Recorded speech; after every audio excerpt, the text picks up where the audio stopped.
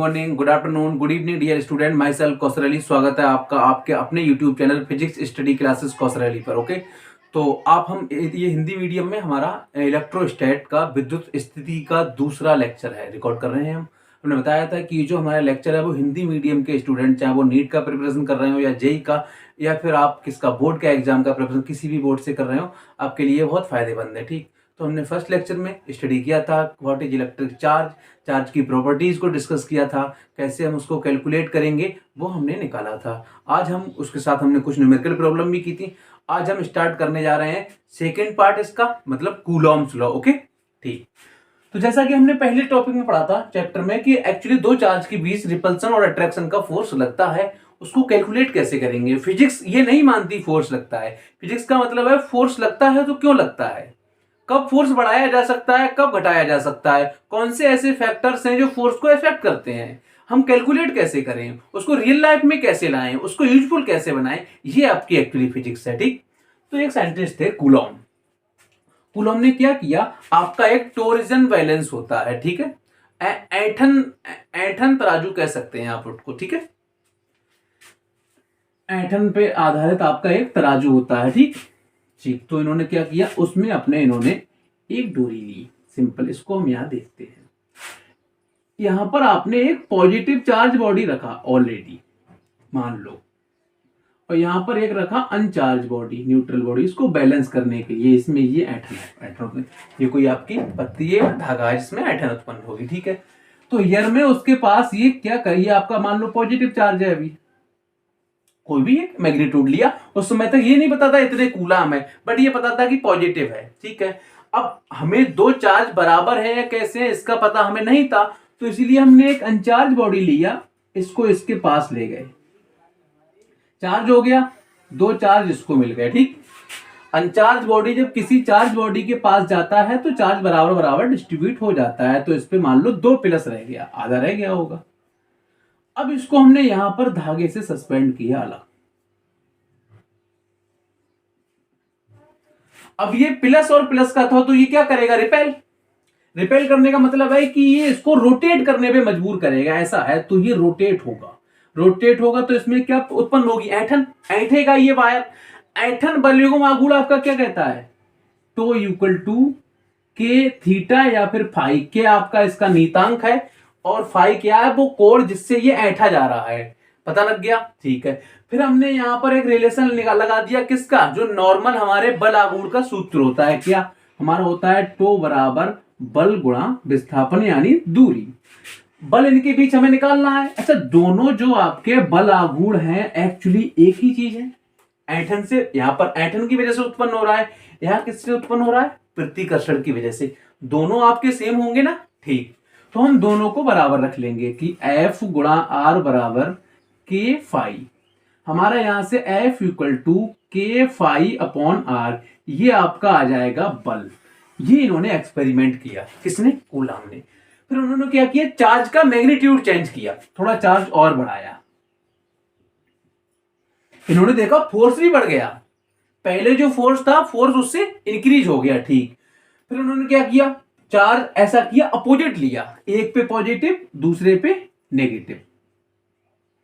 Negative लिया, तो ये एक्चुअली अट्रैक्ट करने लगा, आकर्षित करने लगा।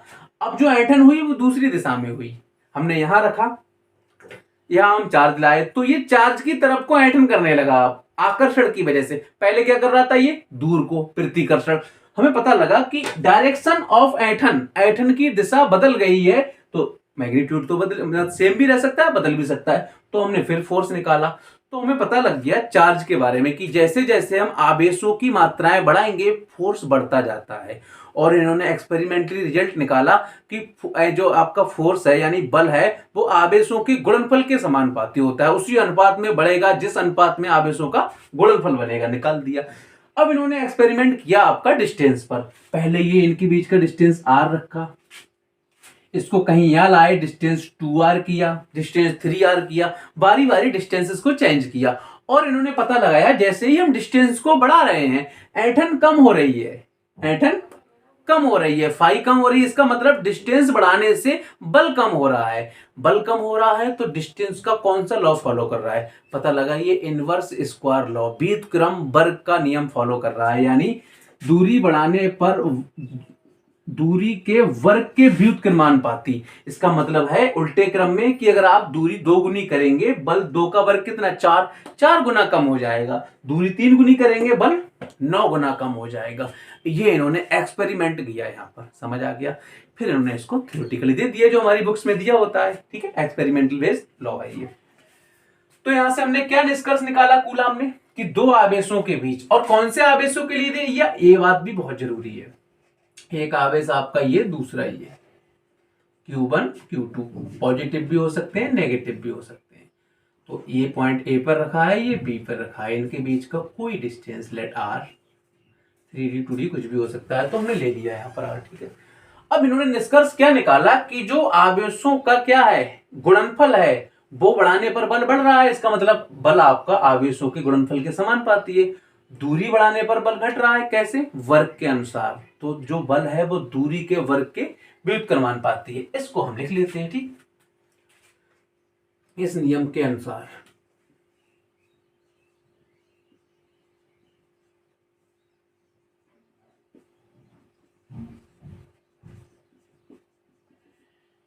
इस नियम के अनुसार किन्हीं दो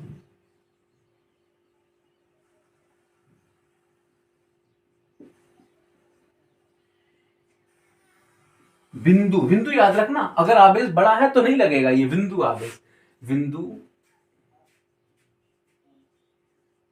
आवेशों के बीच, और दो स्थिर, और यहां एक वर्ड जोड़ दो, स्थिर बिंदु आवेश, रुके हुए हों, चल रहे हो तब भी काम नहीं करेगा। दो स्थिर बिंदु आवेशों के बीच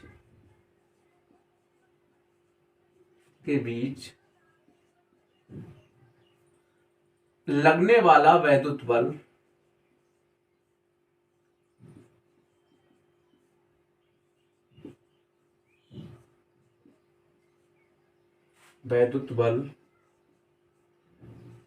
उन आवेशों के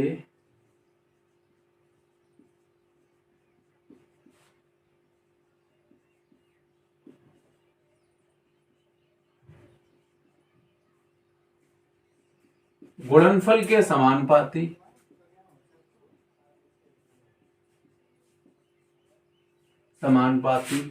तथा उनके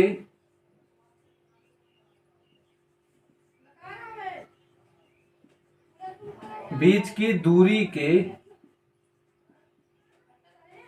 वर्ग के व्युत्क्रमानुपाती, उल्टा क्रम,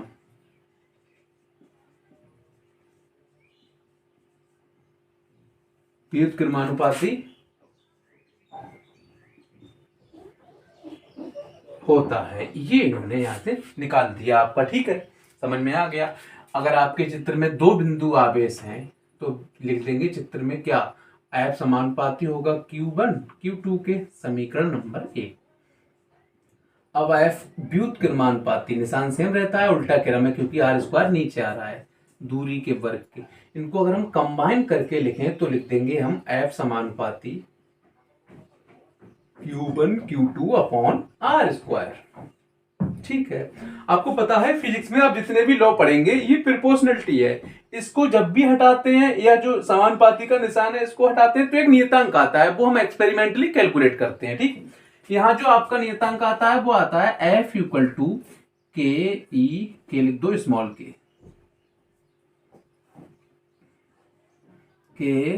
Q1 Q2 upon r square, ठीक।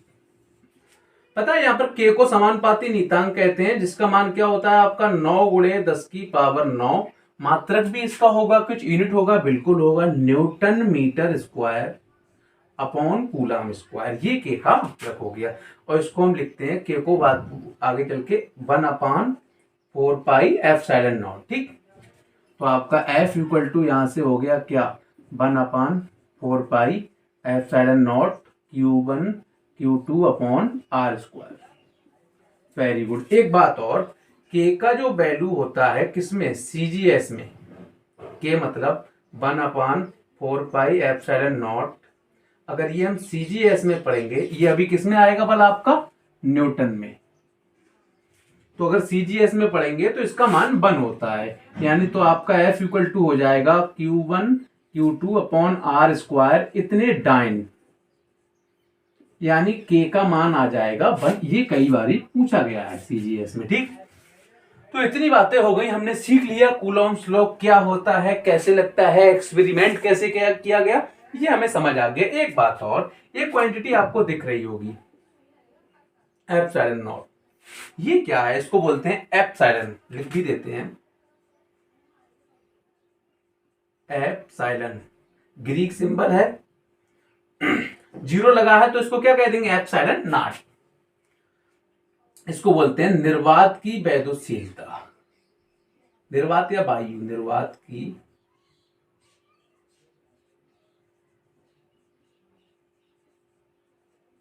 वैद्युतशीलता, ठीक। इसका भी मान होता है 8.85 10⁻⁻12। मात्रक निकालिए, यहां से क्या आएगा इसका, बोलो, एप्सिलॉन नॉट का मात्रक यहां से क्या आएगा, कूलाम स्क्वायर, और कूलाम स्क्वायर के बाद फिर चलो हम बताते हैं, कूलाम स्क्वायर पर न्यूटन मीटर स्क्वायर, ठीक है। विमा भी इसकी लिख लेना आप, विमा आपका होमवर्क है, आपको इसकी विमा निकाल के लिखनी है। तो ये हमें समझ आ गया कूलॉम्स लॉ एक्चुअली क्या होता है। एप्सिलॉन नॉट को हम अलग से डिस्कस करेंगे, उसके बारे में हम सीखेंगे। ये आपको समझ आ गया यहां तक, ठीक। आप इसका स्क्रीनशॉट ले सकते हैं।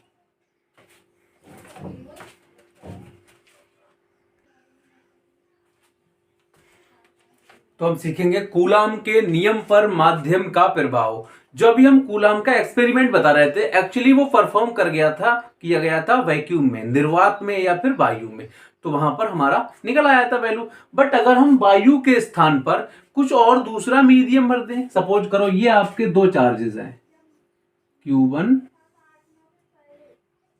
Q2, ठीक। अब यहां पर आपका कोई सिस्टम है कि आपने कोई मीडियम भर दिया है, वायु नहीं है पहले की तरह, इसका परावैद्युतांक K है। परावैद्युतांक क्या होता है हम आपको बताएंगे, इसकी डेफिनेशन लिखवाएंगे, ठीक। दूरी वही रखी गई है R। तो अब ये हमें था कि हम एग्जामिन करें, परीक्षण करें कि आपका बल का प्रभाव बढ़ गया है या घट गया है। जो वायु में दो आवेशों को समान दूरी रखने पर बल लग रहा था, क्या ये वाला बल उससे अधिक होगा या कम होगा, यानी आवेशों के बीच माध्यम बनने से पहले से बल बढ़ गया या घट गया। अब हमें समझ के आया कि बल हमारा डिक्रीज हो गया, मैग्नीट्यूड ऑफ फोर्सेस डिक्रीज, घट गया, कम हो गया। तो अब फिजिक्स तो ये नहीं कहती कम हो गया, यहां से तो आप निकाल सकते हैं कि के टाइम कम हो जाता है, सारी बुक्स में दिया होता है। पर क्यों, ऐसा क्या होता है, फिजिक्स कहती है क्यों, कैसे, कब। फिजिक्स आपको समझनी है तो बड़ा सिंपल है, आप कैसे के पीछे पड़ जाओ और क्यों। कोई आपसे टीचर क्लास में या कहीं आपसे कोचिंग में गए कि माध्यम रखने पर बल कम हो जाता है, तो कह दो कैसे, क्यों हो जाता है, क्या मैकेनिज्म है, बस आपको फिजिक्स आ जाएगी, ठीक। तो आप हमारे साथ सीखिए। हम आपको एक घटना बताएंगे, यहां पर पढ़ाएंगे अभी आपको वैद्युत ध्रुवण, वैद्युत ध्रुवण, ठीक। क्या होता है वैद्युत ध्रुवण, अभी वैद्युत क्षेत्र वगैरह हम आपको बताएंगे, तो हम आपको सिखाएंगे कि जब कोई धन आवेश या ऋण आवेश के बीच हम क्या करते हैं, कोई माध्यम रखते हैं, उदासीन माध्यम जिस पर कोई आवेश नहीं है, तो माध्यम की प्लस साइड पे हल्का सा माइनस का और माइनस साइड पे हल्का सा प्लस आवेश आ जाता है, ठीक। आ गया आपका प्लस आवेश। आपको पता है अब जो इनके बीच पहले बल लग रहा होगा कितना, 10 न्यूटन, ओके। क्या अब वो बल कम हो जाएगा या बढ़ जाएगा, ये देखना है, किससे, ध्रुवण के कारण। आंसर है कम हो जाएगा। क्यों, क्योंकि ये वाला है, इसको कुछ ना कुछ रिपेल करेगा, प्रतिकर्षित करेगा, ये वाला इसे प्रतिकर्षित करेगा। तो कुल मिला के अंदर का वैद्युत क्षेत्र घट जाएगा। हम आपको वैद्युत क्षेत्र बढ़ाएंगे। अभी जो ओरिजिनल वैद्युत क्षेत्र है ई आपका, वो इधर है E1, अंदर एक उत्पन्न हुआ है वो E2 किधर है, इधर है। तो परिणामी जो वैद्युत क्षेत्र होगा वो E1 माइनस E2 होगा, यानी आपका क्या हुआ, बल पहले से घट गया। और आप एक फार्मूला पढ़ेंगे F बराबर Q इंटू वैद्युत क्षेत्र। तो बात क्या समझ आई? होता क्या है कि जब दो आवेशों के बीच माध्यम रखा जाता है तो माध्यम के कणों का ध्रुवण हो जाता है। परावैद्युत पदार्थ के कण वैद्युत ध्रुवण करते हैं, जिससे उनका प्लस प्लेट की तरफ या धन आवेश की तरफ कुछ ऋण आवेश प्रेरित हो जाता है और ऋण आवेश की तरफ धन आवेश प्रेरित हो जाता है। क्या होता है इससे कि परिणामी वैद्युत क्षेत्र या वैद्युत बल घट जाता है। कितना घट जाता है? जितना इसका परावैद्युतांक होता है वो हम आपको बताएंगे। के टाइम कम हो जाता है। तो आपको मैकेनिज्म समझ में आ गया, वैद्युत ध्रुवण वो कारण है। ठीक, तो यहां तक हम समझ चुके हैं। आप चाहे डायग्राम बनाए तो बना लेना, हम यहां आपको लिखवाएंगे। देखो, जब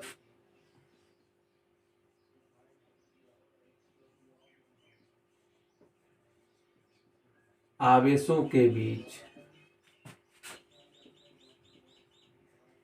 के परावैद्युतांक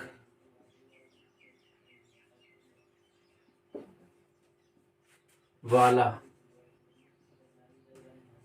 माध्यम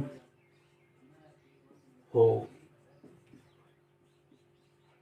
तब बल क्या हो जाएगा? F बराबर 1/4 पाई, या आप ऐसा मान लें माध्यम में बल, वायु में एयर में बल का कितना रह जाएगा? के टाइम घट गया। अब आप F आपने एयर के लिए अभी निकाला है 1/4 pi epsilon naught Q1 Q2 upon R square. तो यहाँ हम इसको क्या लिख सकते हैं? F in medium equal to 1/4 pi epsilon naught के, और आ गया Q1 Q2 upon R square. यहाँ से एक बात और पता लग रही है कि वायु या निर्वात के लिए, वायु के लिए ये दोनों लिख लेना आप, K का मान होता है 1। ठीक, चालक के लिए, कंडक्टर के लिए, चालक के भीतर या चालक के लिए K का मान होता है अनंत। ओके, इसका मतलब K का जो नॉर्मल मीडियम है उसके लिए K का मान 1 के बराबर और अनंत के छोटा होगा। 1 से बड़ा और अनंत से छोटा होगा। कुछ भी हो सकता है, 10 20 50 40, ये समझ आ गया। ठीक है, ये चालक के लिए, ये वायु के लिए। तो यहां तक हमने सीख लिया कि परावैद्युत ध्रुवण के कारण क्या होता है? बल घट जाता है। ठीक, पूरे पूरे में मीडियम भरा हुआ है। ओके, अगर आपने कहीं आपसे किसी ने कह दिया कि आंशिक रूप से अगर हमारा मीडियम हो तो पूरे में माध्यम ना होकर बीच में कुछ हिस्से में हो, कैसे? जैसे ऐसे Q1 Q2, ये पूरी दूरी है ना, इसमें छोटा सा ये टुकड़ा था, यहां हमने मीडियम रख दिया, बाकी यह रहा पूरी दूरी। फिर आपकी कितनी? R। तो जो वायु बची वो R माइनस टी बचेगी। अगर इसकी मोटाई हम T मान लें तो ठीक, A और B। ओहो, केवल वायु तो ये, केवल माध्यम तो ये, इसमें तो दोनों है। कुछ हिस्से में क्या है? माध्यम है, बाकी पूरे हिस्से में क्या भरी हुई है? वायु। इसके लिए कौन सा फार्मूला लगेगा आपको याद रखना है। ठीक, तो देखिए यहां से, तो आपका जो फार्मूला होगा 1/4 पाई एप्सिलॉन नॉट, आपका यहाँ पर Q1 Q2, यहाँ आपका आ जाएगा R minus T plus T root के इसका स्क्वायर। टी आपके जो पट्टी रखी है माध्यम की उसकी चौड़ाई है। यहाँ तक आपको समझ आ गया? ठीक, क्लियर है, कोई डाउट नहीं है। ये हमने यहाँ तक सीख लिया है। ठीक, परावैद्युतांक की परिभाषा आप यहाँ से घर से लिखेंगे क्या? K equal to FA upon FM। ये आपके K की परिभाषा हो जाएगी। क्या होगी आप बताओ? कि किन्हीं दो आवेशों को एक निश्चित दूरी पर वायु में रखने पर लगने वाले बल तथा उतनी ही दूरी पर किसी माध्यम में रखने वाले बल का अनुपात उस माध्यम का परावैद्युतांक कहलाता है। क्योंकि नंबर है, इसका कोई मात्रा कोई विमा नहीं होगी। आगे बढ़ते हैं, यहां तो हो गया। इसके साथ ही हम एक और चीज यहां से फिनिश कर देते हैं, सदिश रूप। कूलाम के नियम का सदिश रूप एक नंबर में पूछ लेते हैं। सदिश रूप क्यों जरूरी है? क्योंकि बल कैसी राशि है? सदिश, जब सदिश राशि है तो उसको सदिश रूप में लिखना पड़ेगा आपको। ठीक, सदिश रूप में कैसे लिखते हैं? देखो, आपके दो आवेश Q1 Q2 अगर दोनों पॉजिटिव हैं तो ये इधर को करेगा, आपका बल लगाएगा। F12 का मतलब है दूसरे के द्वारा पहले पे बल।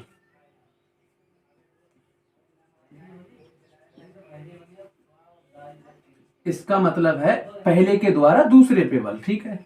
इधर को अगर हम डिस्टेंस लेंगे तो क्या, r12 कैप, इधर लेंगे तो 2 1, ठीक। ओके, तो लगाते हैं हम, पहले निकालते हैं हम पहला F12 सदिश रूप में लगाओ वेक्टर 1/4πε0, ठीक है, Q1 Q2 upon R square, direction दिखानी है तो R12 कैप, ठीक। दूसरा निकालो 2 1 का मतलब दूसरे के द्वारा, पहले के द्वारा दूसरे पे बल,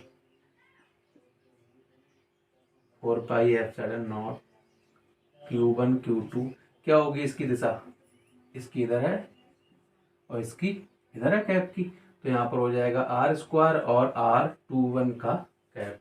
ओके, आपने एक फार्मूला पढ़ा होगा R21 cap equal to minus R12, सदिश में पढ़ा होगा कक्षा 11 में। नहीं पढ़ा है तो हम वीडियो रिकॉर्ड कर देंगे, आप कमेंट बॉक्स में लिख देना, ठीक।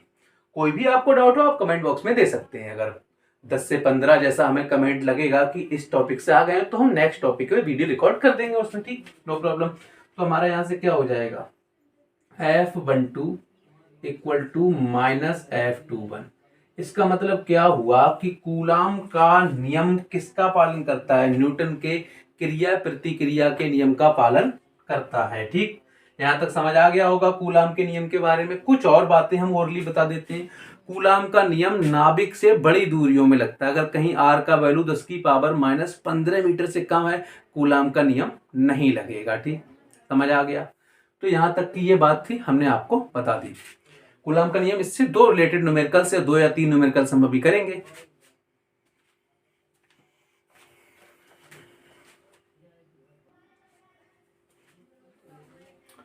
तो हमने सीख लिया कूलाम का नियम, कूलाम के नियम का सदिश रूप। इससे रिलेटेड कुछ न्यूमेरिकल्स करने से पहले हम सीख लेते हैं सदिशों के अध्यारोपण का सिद्धांत या फिर बल के अध्यारोपण का सिद्धांत, ठीक। देखते हैं अध्यारोपण का सिद्धांत।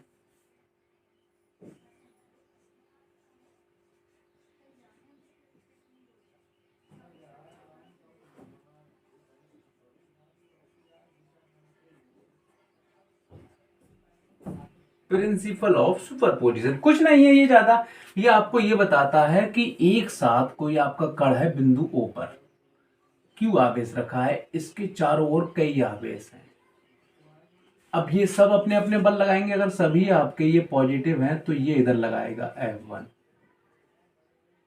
ये आपका Q2 है, इधर लगाएगा आपका F2, ये आपका Q3 है, इधर लगाएगा आपका F3। सारे क्या करेंगे, प्रतिकर्षित करेंगे, R1 R2 R3 दूरियां मान ले। तो वो कहता है कि इन सब का जो परिणामी होगा वो इनके सदिश योग के बराबर होगा। आपने अगर 11th में चैप्टर पढ़ा होगा अदिश और सदिश राशियां, तो आपने पढ़ा होगा अदिश राशियों को आप नॉर्मली जोड़ सकते हैं, 4 और 6 10, ठीक। सदिश राशियों को जोड़ने के लिए दिशा की जरूरत होती है, तो वहां पर कौन से लॉ लगते हैं आपके, बताओ। सदिशों के जोड़ का त्रिभुज नियम एक, चतुर्भुज नियम एक, पॉलीगन वाला बहुभुज नियम।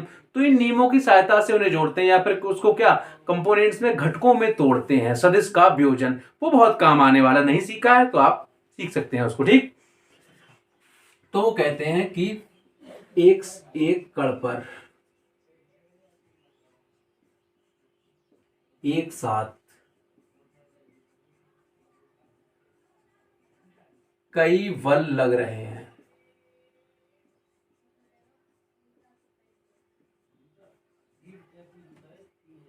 तो उस पर लगने वाला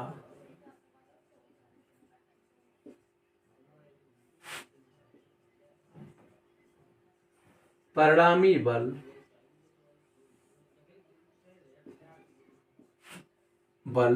उन बलों के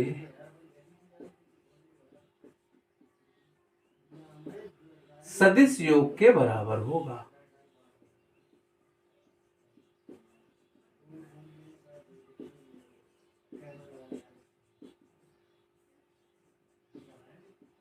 बराबर होगा, ठीक, गुड। तो क्या लिख सकते हैं हम एफ को, एफ परिणामी यानी रिजल्टेंट बराबर किसके, F1 F2 F3 dot dot dot. ये बात यहाँ तक हो गई है, ठीक है। देखते हैं इसका एक परिणामी है ना। अच्छा हाँ, परिणामी के लिए जो फार्मूले होते हैं वो आपने पढ़े होंगे। जैसे एफ आपका परिणामी, दो बल कहीं लग रहे हैं, यहाँ पर हम देखते हैं दो बलों के लिए F1 F2, ये मान लिया इनका परिणामी आएगा जो यहाँ से अल्फा कोण बनाएगा, बिंदु O है, ठीक है। तो इनका जो परिणामी होगा वो आप 11th में पढ़ के आए हैं, किसके, F1 square F2 square 2F1 F2 cos theta. ये तो इनका परिणामी आएगा। अगर वो दिशा पूछे किसकी, F1 परिणामी की दिशा F1 से, FR की F1 से दिशा, तो आप ये भी जानते हैं क्या हो जाएगा वो हमारा tan अल्फा इक्वल टू किसके बराबर होगा आपका tan alpha, F2 sine theta upon F1 plus F2 cos theta. ये दोनों फार्मूले आपके काम के हैं, 11th में आपने इनको ड्राइव किया होगा। अगर अब भी डाउट है तो हम समझा देंगे, नो प्रॉब्लम, ठीक। चलो इससे रिलेटेड एक क्वेश्चन भी कर लेते हैं। थ्योरी हम बस बोल देंगे, आपको खुद लिखनी है, लेकिन हम यहाँ पर बनाते हैं ट्रायंगल। ये आपका एक समबाहु त्रिभुज है, ए बी और सी। हर कोने पर क्यू आवेश रखा है,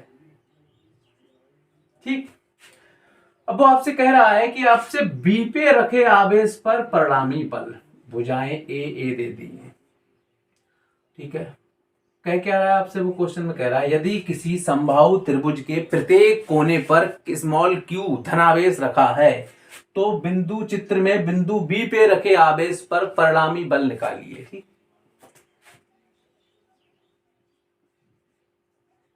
बी पर रखे आवेश पर परिणामी बल, बिल्कुल सिंपल। देखो प्लस है, कौन सा बल, प्रतिकर्षण, यानी किधर लगेगा, इधर, F1 कह दो। ए के द्वारा बी पर लगा बल, ये भी प्लस है, फिर प्लस, तो ये इस पे कौन सा बल लगाएगा, प्रतिकर्षण, ये आ गया, ठीक। कोण कितना होता है 60, संभाव है तो ये भी कितना होगा 60, ठीक है। पहले हम F1 F2 निकालते हैं, दोनों के मान तो बराबर ही होंगे, दूरी बराबर आवेश बराबर, तो मान भी बराबर होंगे। कितना होगा बताओ, F1 F2 equal to F मान ले तो 1/4πε0 Q into Q upon R, या ए स्क्वायर दूरी, ठीक। परिणामी क्या होगा, दोनों का कोण कितना है, थीटा। वो फार्मूला लगाते हैं, एफ परिणामी equal to F1 square F2 square 2F1 F2 cot 60 है यहाँ तो, ठीक, इस पे वर्ग, तो F परिणामी बराबर F1 का कितना, F square 2F square cos 60 का वैल्यू कितना, बोलो 1/2, 2 से 2 कैंसिल, ये √3F नहीं हो गया क्योंकि F से स्क्वायर हट जाएगा, तो आपका परिणामी जो बल होगा वो हो जाएगा √3 1/4πε0 को ये लिखिए Q square upon A square, ठीक। किस दिशा में, अगर यहां से O मान लें तो OB की दिशा, OB की दिशा में, ठीक। ये आपका एक हमने लिख लिया, आप समझ लीजिए, कहीं दिक्कत हो कमेंट बॉक्स में पूछ लेना। एक क्वेश्चन हम आपको होमवर्क में देखते हैं, ठीक है।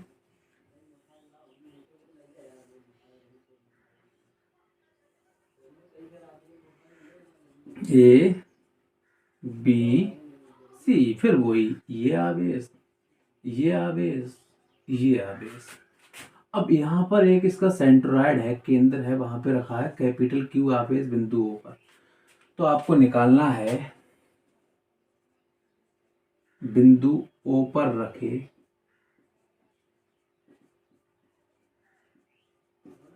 आवेश Q पर परिणामी बल।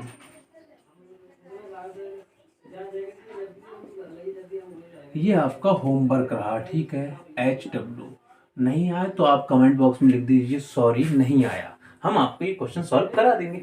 आप इसका स्क्रीनशॉट लेके ले और हमारे चैनल को लाइक शेयर सब्सक्राइब करें और नोटिफिकेशन की घंटी दबाएं। जितने भी डाउट हो आपको यहीं कराए जाएंगे, जेई नीट जो भी आप हिंदी मीडियम से कर रहे हैं आपको यहीं मिलेगा, ठीक। मिलते हैं अगले क्लास में, तब तक के लिए बाय।